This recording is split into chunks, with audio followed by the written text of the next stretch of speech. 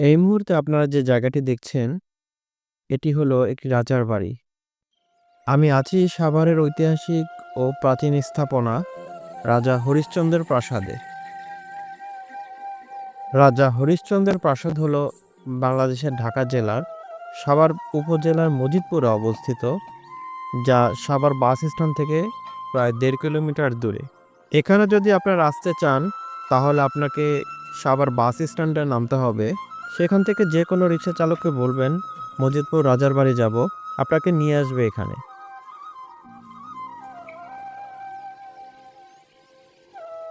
প্রাসাদের ভেতরে ঢোকার জন্য কোনো টিকিটের প্রয়োজন হয় না। সর্বসাধারণের জন্য উন্মুক্ত থাকে সকাল ১০টা থেকে বিকাল ৫টা পর্যন্ত। এখানে আমরা এখন ঘুরবো এবং দেখব এখানে কি কি নিদর্শন আছে, এবং সেই সাথে আপনাকে রাজা হরিশ্চন্দ্রের ব্যাপারে কিছু তথ্য দেওয়ার চেষ্টা করব।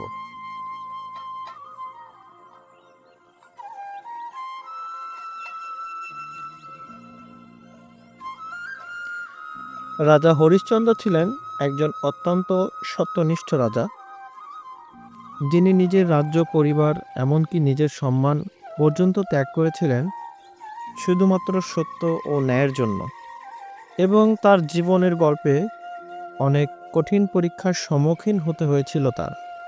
এই গল্পের সত্যের জন্য তার অসীম পদত্যাগ এবং নৈতিকতার উদাহরণ তিনি দিয়ে গিয়েছেন।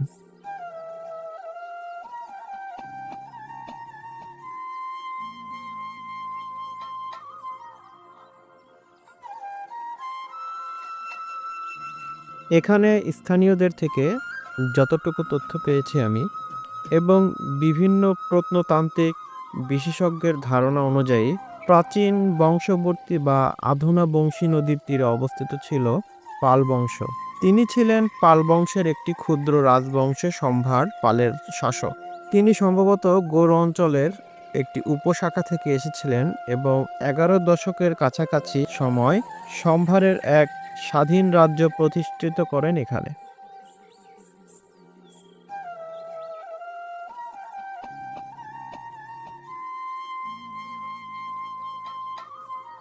রাজা হরিশ্চন্দ্রের শাসনাধীন সর্বেশ্বর রাজ্যের রাজধানীর নাম ছিল সম্ভার, এবং সম্ভার নাম থেকেই পরবর্তীকালে সাভার নামে উৎপত্তি হয়েছে।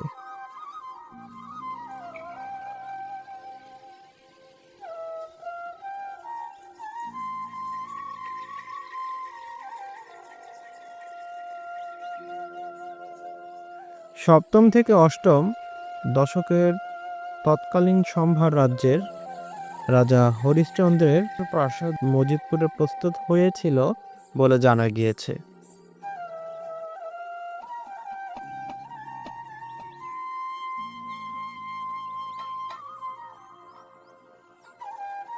প্রত্নতান্ত্রিক স্থান যেখানে প্রাচীন বৌদ্ধ নিদর্শন আবিষ্কৃত হয়েছে রাজা হরিশ্চন্দ্রের রাজার বাড়ি বা ঢিপি নামে।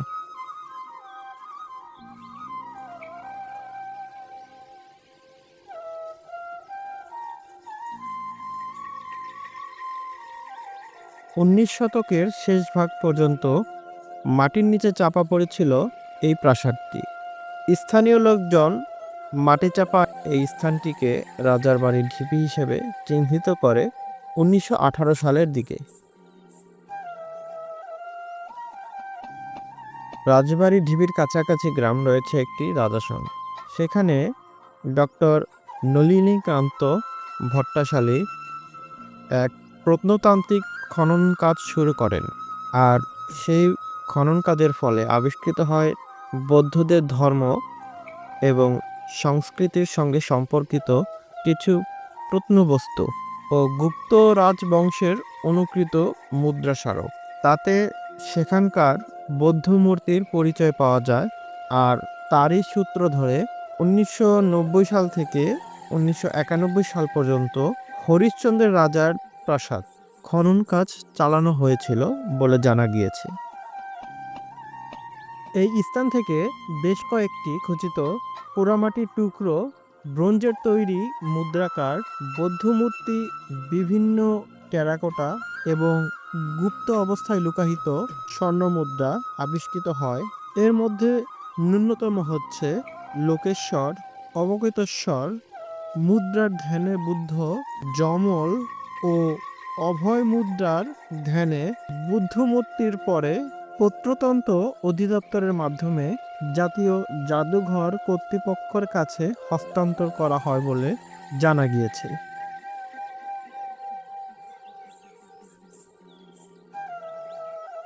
স্থানীয় ভূমিদস্যুরা রাজা হরিশ্চন্দ্র সম্পত্তির আয়তন ছিল প্রায় 17 কিলোমিটার, আর এই সম্পত্তির সিংহভাগে জাল জালিয়াতের মাধ্যমে দখল করে, এমনকি কিছু অংশ তারা বিক্রি করে দেয়। শুধুমাত্র অবশিষ্ট রয়েছে এই প্রাসাদের জায়গাটুকু।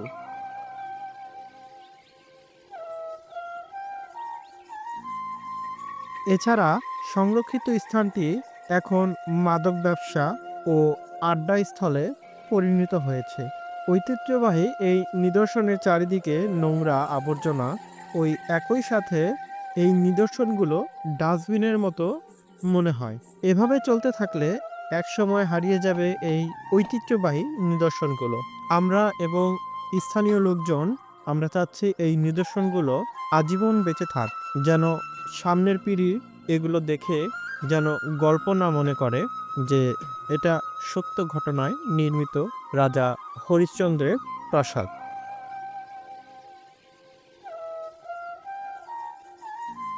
রাজা হরিশ্চন্দ্র প্রাসাদ নিয়ে আপনারা এখন যেই সমস্ত কথাগুলো শুনলেন, এগুলো স্থানীয় কিছু লোকজন এবং ইন্টারনেটের ভেতরে থাকা তথ্য নিয়ে নির্মিত এই গল্পটুকু। ধন্যবাদ সবাইকে ভিডিওটি দেখার জন্য।